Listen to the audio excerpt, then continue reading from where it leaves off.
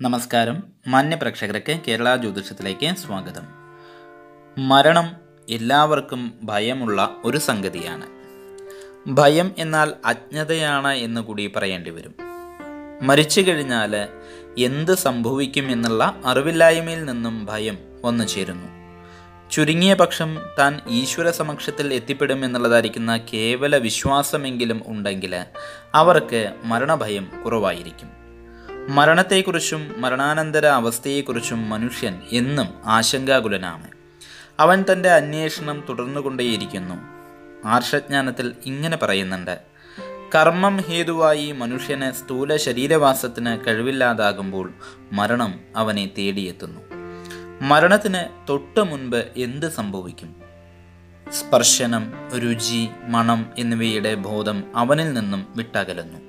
എങ്കിലും കാണുവാനും കേൾക്കുവാനുമുള്ളതായിരിക്കുന്ന ബോധം അപ്പോഴും അവനിൽ പ്രവർത്തനക്ഷമമായി ഉണ്ടായിരിക്കുന്നതാണ്.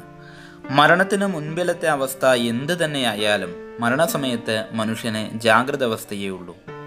സുബോധത്തോടുകൂടിയല്ലാതെ ഒരു മനുഷ്യനും മരണമടയാറില്ല. അവസാനത്തെ ഊർധ്വശ്വാസം മുതൽ ശരീരോഷ്ണശമനം ശമിക്കുന്നതുവരെ മനുഷ്യൻ അത്യന്തം ജാഗരൂകനാണ്. ഈ കുറച്ച് സമയത്തിനുള്ളിൽ അവൻ ജനനം മുതൽ തൻ്റെ മരണം വരെയുള്ളതായിരിക്കുന്ന താൻ അനുഭവിച്ച സകല സംഭവങ്ങളെയും സ്മരണയിൽ വെച്ച് ആവർത്തിക്കുന്നതാണ്. അപ്പോൾ അവസാനിക്കുന്നതായ ജീവിതത്തിൻ്റെ പരമോദ്ദേശം അവൻ്റെ മനസ്സിൽ വ്യക്തമായിട്ട് പതിയും. മഹാത്മാവിൻ്റെ കത്തുകൾ എന്ന പുസ്തകത്തിൽ ഇങ്ങനെ പറയുന്നുണ്ട്: മരണത്തിന് തൊട്ടു മുൻപ് ജീവിതം മുഴുവനും നമ്മുടെ സ്മൃതിപഥത്തിൽ ആവിർഭവിക്കുന്നു.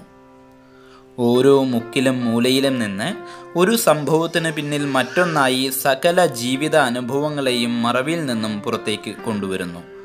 മൃത്യുവക്ത്രസ്ഥമായ മസ്തിഷ്കം അതിശക്തിയോടുകൂടി ഓർമ്മകളെ മുഴുവനും ഉള്ളിൽ നിന്നും പുറത്തേക്ക് തള്ളിവിടുന്നു. ഞാൻ വീണ്ടും പറയുന്നു, ഒരു മനുഷ്യനും ബുദ്ധിഭ്രമത്തോടുകൂടിയോ ബോധരഹിതനായോ മരണമടയാറില്ല. ഏതൊരു മുഴുഭ്രാന്തനും ഒരു നിമിഷ നേരത്തേക്കെങ്കിലും തികഞ്ഞ സുബോധം വീണ്ടു കിട്ടുന്നതാണ്. പക്ഷേ ആ കാര്യം മറ്റുള്ള വ്യക്തികളെ അറിയിക്കാൻ അവൻ അശക്തനാണ്. കോമാ സ്റ്റേജ് പോലെ അർദ്ധബോധാവസ്ഥയിൽ അവൻ എല്ലാം ശ്രദ്ധിക്കുന്നുണ്ടെങ്കിലും അയാൾക്ക് ഒന്നും തന്നെ പ്രവർത്തിക്കുവാൻ കഴിയുന്നില്ല. പ്രവൃത്തിബോധം പരിപൂർണമായും മരവിച്ചിരിക്കുന്നു.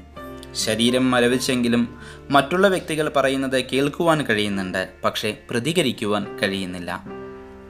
നമ്മൾ ഗാഢമായ ഉറക്കത്തിലായിരിക്കുന്ന സമയത്തിൽ ആരെങ്കിലും നമ്മളെ ഒന്ന് വിളിക്കുകയോ അല്ലെങ്കിൽ എന്തെങ്കിലും ആവശ്യപ്പെടുകയോ ചെയ്താൽ നമ്മൾ എന്തെങ്കിലും പിച്ചും പേയും പറഞ്ഞ് അങ്ങനെ തന്നെ ഒരു പക്ഷേ കിടന്നേക്കാം. എന്നാൽ ഈ വിളിച്ച സംഭവം ഓർമ്മയിൽ പിന്നീട് തെളിഞ്ഞും വരും. ഈ അനുഭവം ഒരുപാട് പേർക്ക് ഉണ്ടായിട്ടുണ്ടാകും. ഇത് ഈ പറഞ്ഞ മരണാനുഭവത്തിന് വളരെ അടുത്തുള്ള ഒരു അനുഭവമാണ്. സചേതനവും ജാഗരൂകവുമെങ്കിലും പ്രതികരണശേഷി ഇല്ലാതാകുന്ന ജീവൻ ശരീരത്തിന് പുറത്ത് കിടക്കുന്നു. അന്ത്യശ്വാസത്തിനും ജീവനിഷ്ക്രമണത്തിനും ഇടയ്ക്ക് തലച്ചോർ ശരിക്കും പ്രവർത്തിക്കുവാൻ തുടങ്ങുകയും തൻ്റെ കഴിഞ്ഞുപോയ അനുഭവങ്ങൾ ഓർമ്മയിൽ തെളിയുകയും ചെയ്യുന്നു. ഇതുതന്നെയാണ് ജനന സമയത്തെയും സ്ഥിതി. ഗർഭസ്ഥനായ ശിശു തൻ്റെ പൂർവ്വജന്മങ്ങളെക്കുറിച്ചെല്ലാം തന്നെ ഓർക്കുന്നതാണ് എന്ന് ഗർഭോപനിഷത്തിൽ പറയുന്നുണ്ട്. ഈ പൂർവ്വജന്മ സ്മൃതി സംഭവിക്കുന്നത് ഭൂമിയിൽ അവതരിക്കുന്നതിന് മുൻപ് ജീവാത്മാവ് ശുക്ല നിയന്ത്രണ ഗ്രന്ഥിയിൽ അഥവാ പീനിയൽ ഗ്ലാൻഡിൽ സ്ഥിതി ചെയ്യുന്നത് കൊണ്ടാണ് എന്ന് യോഗികൾ പറയുന്നു. നന്ദി, നമസ്കാരം.